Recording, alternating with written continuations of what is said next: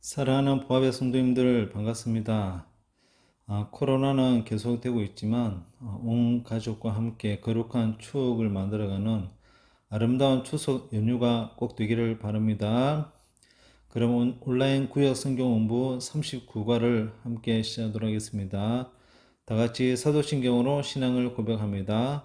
전능하사 천지를 만드신 하나님 아버지를 내가 믿사오며 그 외아들 우리 주 예수 그리스도를 믿사오니 이는 성령으로 잉태하사 동전녀 마리아에게 나시고 본디오 빌라도에게 군을 받으사 십자가에 못 박혀 죽으시고 장사한 지 사흘 만에 죽은 자 가운데서 다시 살아나시며 하늘에 오르사 전능하신 하나님 우편에 계시다가 저리로서 산자와 죽은 자를 심판하러 오시리라.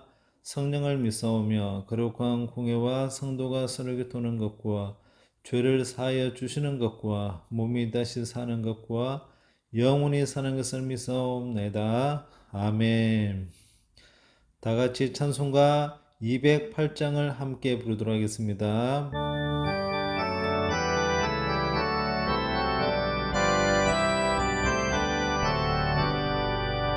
내 주의 나라와 주 계신 성전과 피 흘려 사신 교회를 늘 사랑합니다.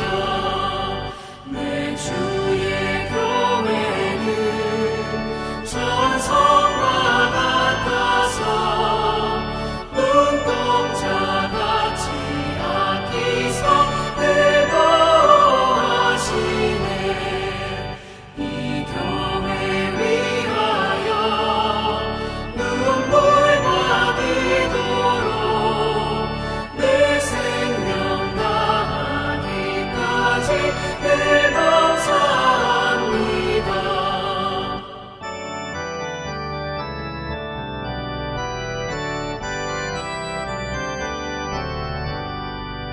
성도의 교제와 교회의 위로와 우주와 맺은 언약을 늘 기뻐합니다. 하늘의 영광과 베푸신 은혜가 진리와 함께 영원히 시온에 넘치네. 아멘.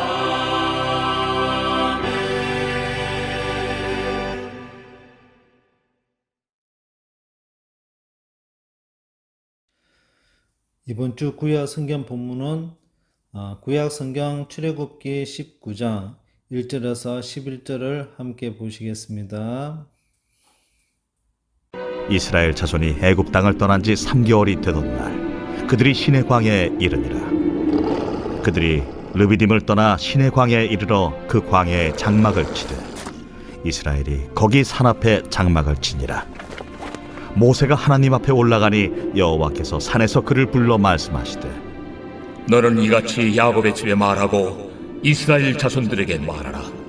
내가 애굽 사람에게 어떻게 행하였음과 내가 어떻게 독수리 날개로 너희를 업어 내게로 인도하였음을 너희가 보았느니라. 세계가 다 내게 속하였나니 너희가 내 말을 잘 듣고 내 언약을 지키면 너희는 모든 민족 중에서 내 소유가 되겠고 너희가 내게 대하여 제사장 나라가 되며 거룩한 백성이 되리라. 너는 이 말을 이스라엘 자손에게 전할지니라. 모세가 내려와서 백성의 장로들을 불러 여호와께서 자기에게 명령하신 그 모든 말씀을 그들 앞에 진술하니 백성이 일제히 응답하여 이르되 여호와께서 명령하신 대로 우리가 다 행하리이다. 모세가 백성의 말을 여호와께 전하매 여호와께서 모세에게 이르시되 내가 빽빽한 구름 가운데서 네게 임함은 내가 너와 말하는 것을 백성들이 듣게 하며 또한 너를 영영히 믿게 하려 함이니라. 모세가 백성의 말을 여호와께 아뢰었으므로 여호와께서 모세에게 이르시되 너는 백성에게로 와서 오늘과 내일 그들을 선결하게 하며 그들에게 옷을 빨게 하고 준비하게 하여 셋째 날을 기다리게 하라. 이는 셋째 날에 나 여호와가 온 백성의 목전에서 시내산에 강림할 것이니 코로나 광야 시대를 살아가는 성도님들은 아름다운 언어를 해야 하고 들을 수 있어야 합니다. 당신을 사랑해요. 당신은 너무 아름다워요. 당신은 참 멋져요. 당신 때문에 저는 얼마나 행복한지 모릅니다. 이런 말을 들었을 때 마음이 얼마나 기쁘고 좋은지 모릅니다. 여성분이 사랑하는 남자친구로부터 듣고 싶어하는 최고의 말은 무엇일까요? Will you marry me? 나와 결혼해 주겠니?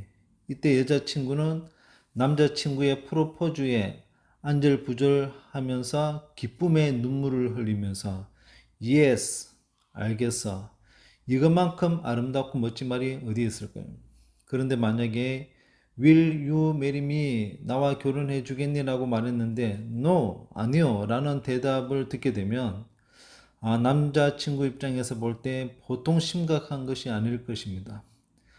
그 남자는 부끄러운 것은 둘째치고 마음에 아주 치명적인 상처를 입게 될 것입니다. 남자친구의 프로포즈에 No, 아니요 라고 말한 것은 그만큼 사랑의 확신을 심어주지 못했기 때문입니다. 여성분은 결혼을 하기 전에 반드시 남자분에 대한 확인이 필요합니다. 평생 남편을 바라보면서 살아야 하기 때문에 이 남자가 진심으로 나를 사랑하는지, 이 남자와 살면 내가 굶어 죽지 않는지, 어떤 믿음의 확신이 설 때, 네, 당신과 결혼하겠어요 라고 그렇게 말을 합니다. 오늘 함께 공부할 본문을 보시면 하나님께서 이스라엘 백성들을 향한 사랑의 프로포즈를 하는 것을 볼 수가 있는데요. 자, 첫 번째 문제를 보시면 하나님은 시내산에서 이스라엘을 언약의 공동체로 부르십니다. 자, 방관로 1번에 광야 생활을 하고 있는 이스라엘 백성이 꼭 기억해야 할 것은 무엇입니까? 정답을 볼게요. 정답은 하나님께서 이스라엘 백성을 애굽에서 독수리 날개로 업어 광야로 구원해 내신 역사를 기억해야 한다고 말하고 있습니다. 여러분, 사랑을 하게 되면 주위의 환경과 어떤 어려움이 찾아와도 얼마든지 그 상황을 이겨낼 수 있는 놀라운 은혜가 그곳에 언제나 자리를 잡고 있습니다. 이스라엘 백성들이 출애굽에서 시내산에 도착하게 되었잖아요. 자, 이 시내산은 모세가 아무 의미 없이 인생을 살아갈 때 하나님께서 그를 불러주셔서 삶의 의미와 소명을 허락했던 곳이 바로 시내산이었습니다. 이 시내산을 다른 말로 호렙산, 출애굽기 3장에서도 보면 모세가 이 호렙산에서 하나님의 부르심 받는 것을 우리가 볼 수 있습니다. 하나님께서는 시내산에서 이스라엘 백성들과 언약을 맺기를 원하셨습니다. 여러분, 한 남자와 한 여자가 언약을 맺고 함께 나아가는 것을 우리는 뭐라고 말합니까? 결혼식이라고 말하잖아요. 하나님께서는 우리를 너무나도 사랑하셔서 우리와 언약을 맺어 영원토록 함께 있기를 원하는 하나님 아버지의 마음을 가지고 있습니다. 하나님께서 우리를 향하여 사랑의 고백으로 프로포즈를 할 때 우리는 네, 좋습니다 라고 확신 있는 그런 믿음의 반응을 할 수 있어야 합니다. 하나님께서 우리를 사랑하신다는 말씀이 본문 4절에 보시면 정확하게 등장하고 있지 않습니까? 내가 애굽 사람에게 어떻게 행하였음과 내가 어떻게 독수리 날개로 너희를 업어 내게로 인도하였음을 너희가 보았다 라고 말씀합니다. 하나님께서 모세를 통해서 이스라엘 백성들에게 말하라는 이야기가 무엇입니까? 이스라엘 백성들을 독수리 날개로 업어서 내게로 인도했다고 말씀하고 있습니다. 그러니까 하나님의 보호하심과 안전하게 그들을 이곳까지 인도해 주셨습니다.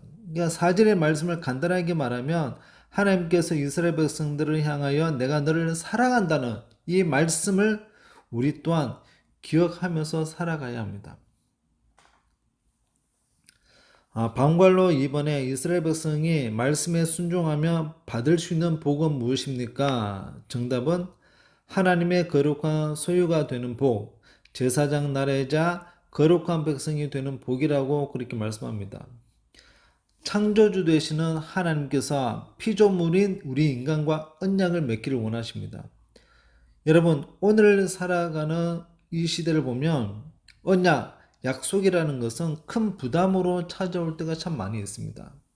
특별히 언약이 법적인 책임이나 도덕적인 책임이 동반하게 된다는 사실을 알게 되면 언약을 맺는 일에 굉장히 부담을 느끼게 될 겁니다. 왜냐하면 그렇게 언약을 맺게 되면 그 언약에 속박되어 내가 원하는 대로 살아갈 수 없다고 느껴지기 때문에 언약 맺는 일에 부담을 느끼는 것은 어떻게 보면 당연한지 모르겠습니다. 세상의 언약은 얼마든지 그럴 수 있다고 봅니다. 그러나 하나님의 언약은 전혀 다릅니다. 하나님의 언약은 친밀한 교제 가운데 우리로 나아가게 하기를 원하신다는 거예요. 하나님과 언약을 맺은 사람들은 친밀한 관계, 가장 중심에 등장하는 것이 무엇입니까? 그것은 바로 예배입니다. 예배. 우리가 코로나로 인해 현장에 계속 나오시는 분들도 계시겠지만 또 온라인으로 예배를 오랫동안 들으신 분들도 많습니다. 그러나 문제점은 성도의 교제를 제대로 누리지 못하는 안타까움이 있습니다. 여러분, 부부가 의식적으로 만나고 부부가 의무적으로 가정에 들어온다면 여러분, 부부라고 말할 수 있을까요? 누가 보아도 부부라고 말할 수 없습니다. 법적으로는 부부라고 말하면서 서로 친밀한 관계가 없다면 부부라고 말할 수 없습니다. 우리가 매일 혹은 매주 드리는 예배가 하나님과의 친밀한 관계로 이어져 가야 합니다. 혹시 예배 드리지 않으면 찜찜해서 억지로 예배당에 나오지 않습니까? 그런 자세는 하나님과의 친밀한 관계 속에 있다고 말할 수 없습니다. 하나님과의 친밀한 관계는 하나님의 사랑을 느끼면서 하나님께 영광을 돌려야 합니다. 5절에서 6절을 보시면 하나님과 친밀한 관계 속에 있다는 것은 본문에 등장하는 것처럼 하나님의 소유가 되는 것입니다. 여러분, 하나님의 소유가 되었다고 해서 마치 노예, 종으로 느껴질 수 있습니다. 그러나 전혀 그렇지 않습니다. 여기 사용되는 나의 소유가 된다 이 단어의 히브리어를 보면 세굴라, 보배, 보물, 가장 소중한 것이라는 의미를 담고 있습니다. 그러니까 하나님의 소유가 된다는 것은 하나님께서 우리를 가장 소중한 보물, 보배로 품는다는 말입니다. 그래서 하나님과 언약 가운데 거한다는 것은 하나님 말씀에 순종을 잘하게 되어집니다. 하나님 말씀에 순종하게 된다는 것은 우리 하나님을 닮아가는 삶을 살아가게 된다는 것입니다. 하나님의 언약 속에 있으면 행복합니다. 그러나 하나님과의 언약을 우리가 깨뜨리게 되면 불행하게 살게 된다는 것입니다.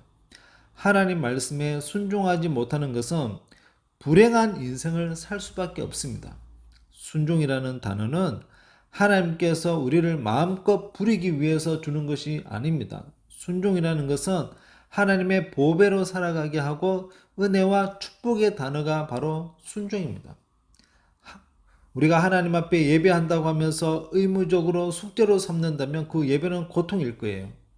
순종이 없는 예배는 의식이고 의무이고 숙제이기 때문에 그런 삶을 고달픕니다. 그러나 예배의 주인은 분명 하나님이십니다. 그래서 예배는 오직 하나님만 받으셔야 합니다. 동시에 그 예배는 우리에게 세굴라와 같이 가장 소중하고 보배롭다는 사실을 저와 여러분들 꼭 기억하였으면 좋겠습니다. 이제 두 번째는 언약 백성으로 부르시는 하나님의 은혜로운 초대에 백성은 믿음으로 반응합니다. 방관로 1번에 하나님이 모세를 통해 백성에게 말씀하시는 이유는 무엇입니까?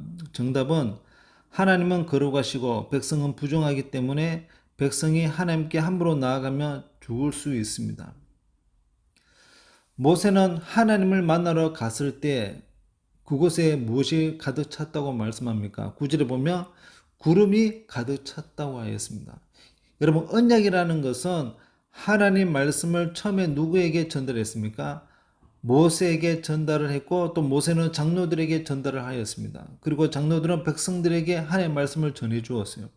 그래서 하나님 말씀을 듣게 되는 첫 번째 사람 모세를 신뢰하지 않으면 이 모든 말씀이 잘 전달되지 않는 것입니다.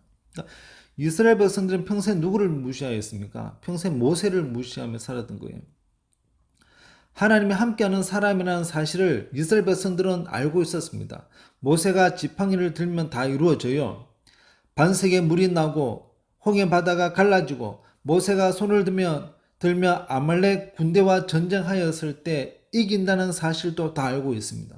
사람들이 모세 자신을 향해 무시한다고 해서 더 이상 이스라엘 백성들의 지도자가 되지 않겠다고 그만두면 누구 손일까요? 모세 자신의 손입니다. 그리고 이스라엘 백성들이 분명히 모세를 통해서 하나님 말씀을 들었음에도 불구하고 모세를 무시하게 되면 백성들 자신들 손해인 거예요. 우리에게는 하나님의 은혜와 긍휼밖에 없습니다. 하나님께서 우리와 함께 하지 않는다면 모든 것을 가지고 있어도 그 삶은 의미가 없는 거예요. 우리가 뭔가 모자람이 있고 성격도 부족하고 여러 가지로 문제가 있다 할지라도 그 사람이 하나님 앞에 서 있는 사람이라면 그 사람은 하나님 앞에 쓰임받고 있는 사람이라는 사실을 기억하십시오.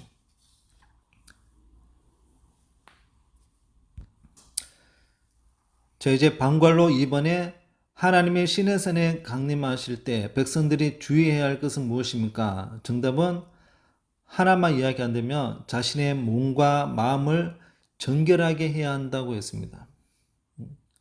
본문 10절에서 11절에 자세히 잘 나오고 있는데요.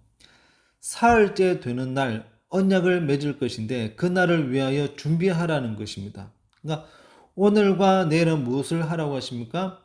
자기의 옷을 빨아라라고 말합니다. 그러니까 여러분 옷이라는 것은 외출을 하는데 옷을 입지 않고 나가면 이상하잖아요. 대부분 사람들은 옷을 입고 생활을 하게 되어집니다. 그러니까 옷을 빨아라라는 그 말은 무엇입니까? 삶을 거룩하게 하라는 거예요. 의복을 깨끗하게 하면 몸가짐이 달라지는 것을 우리가 보게 되잖아요. 코로나 상황이다 보니까 자유롭게 식당을 잘 가지 못하는 아쉬움이 있잖아요.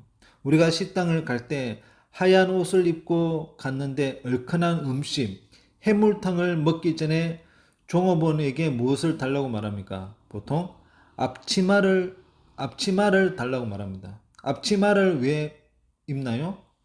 하얀 옷에 빨간 것이 튀지 않도록 하기 위해서 입는 거예요.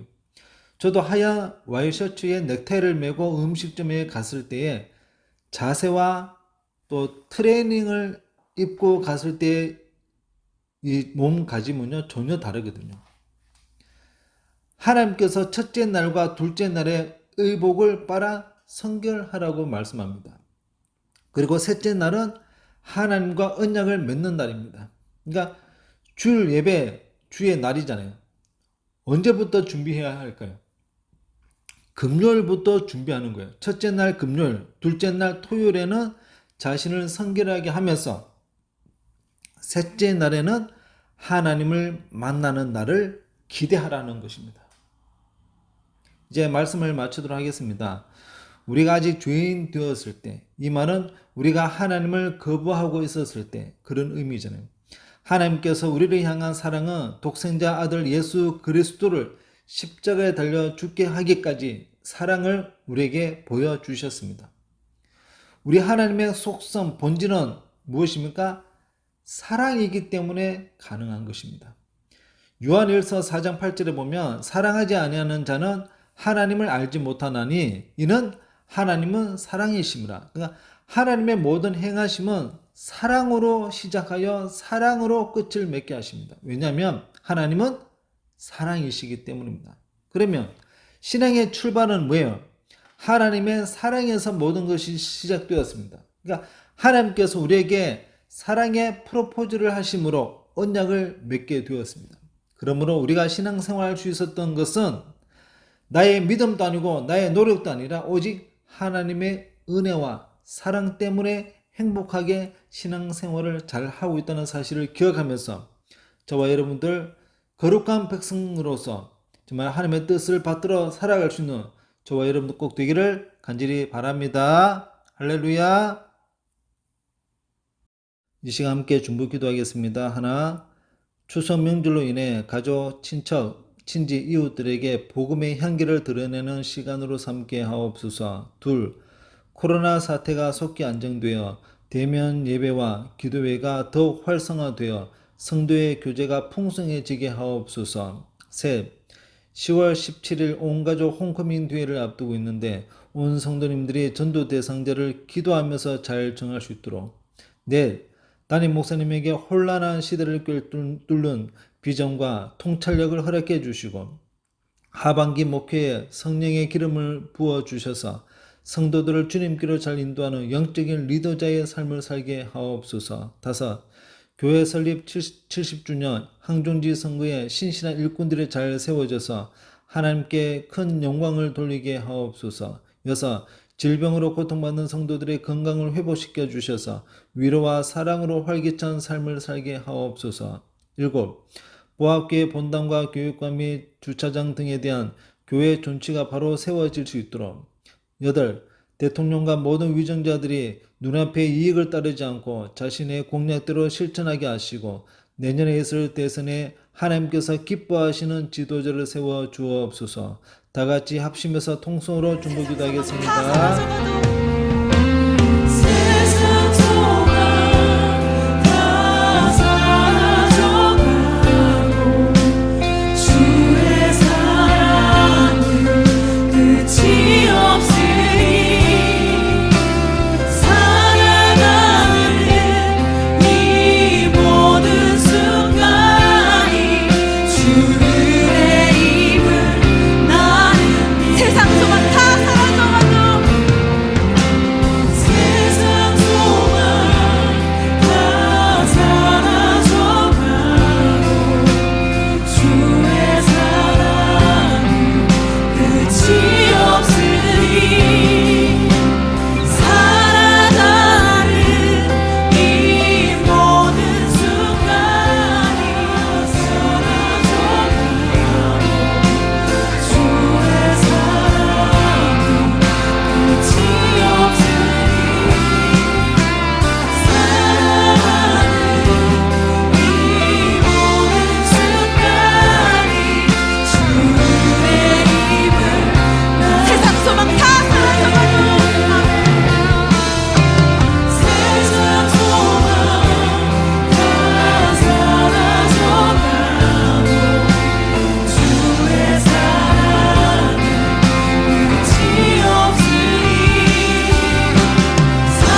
살아가는 이 모든 순간이 주의 입을 나는 세상 소망 다 사라져가도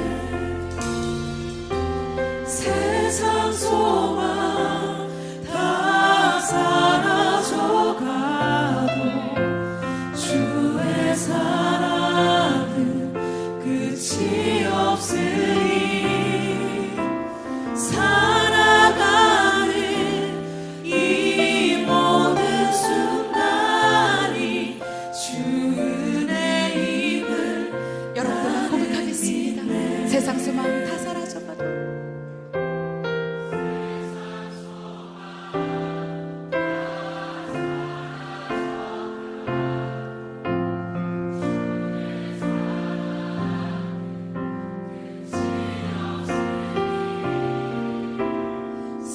살아가는 이 모든 순간이 주의 입을 나는 주의 입을 나는 믿네 주의 입을 나는 믿네. 하나님 아버지, 언제나 감사합니다. 하나님께서는 변함없이 우리를 사랑해 주셨고 그 사랑으로 지금까지 선한 길로 인도해 주셔서 감사합니다. 저희가 날마다 주님을 붙드는 삶을 살아가야 함에도 불구하고 순간 우리의 시선을 세상에 빼앗겨 하나님 마음을 아프게 하며 살았음을 고백합니다. 그리고 하나님의 말씀을 잘 듣고 순종하는 믿음의 자세를 갖추어야 하는데 오히려 하나님의 뜻과 상관없이 살아갔던 저희들을 주님의 보혈로 정결하게 씻어 주옵소서. 추석 명절로 인하여 온 가족이 하나님의 비전을 발견할 수 있는 복된 시간으로 삼게 하옵소서. 담임 목사님 하반기 목회하실 때 지치지 않고 성령의 능력으로 붙들어 주셔서 코로나 광야 시대를 잘 극복해 나아갈 수 있도록 인도해 주옵소서. 주거재생 혁신지구로 선정되었는데 이 모든 과정들이 은혜 가운데 진행되게 하옵소서. 질병으로 고통 중에 있는 모든 성도들의 건강을 온전히 회복시켜 주옵소서. 이 나라와 민족을 긍휼히 여겨 주시고 진정한 복음의 통일이 일어나게 하옵소서. 이 모든 것을 믿사오며 예수님의 이름으로 기도드립니다. 아멘. 다 같이 주기도문으로 제39과 성경 공부를 마치도록 하겠습니다. 하늘에 계신 우리 아버지여, 이름이 거룩히 여김을 받으시오며 나라의 마옵시며 뜻이 하늘에서 이룬 것 같이 땅에서도 이루어지이다. 오늘날 우리에게 일용 음식을 주옵시고 우리가 우리에게 죄의 지은 죄를 사하여 준 것 같이 우리의 죄를 사하여 주옵시고 우리를 시험에 들게 하지 마옵시고 다만 에게서 구하옵소서. 대개 나라와 권세와 영광이 아버지께 영원히 사옵나이다. 아멘.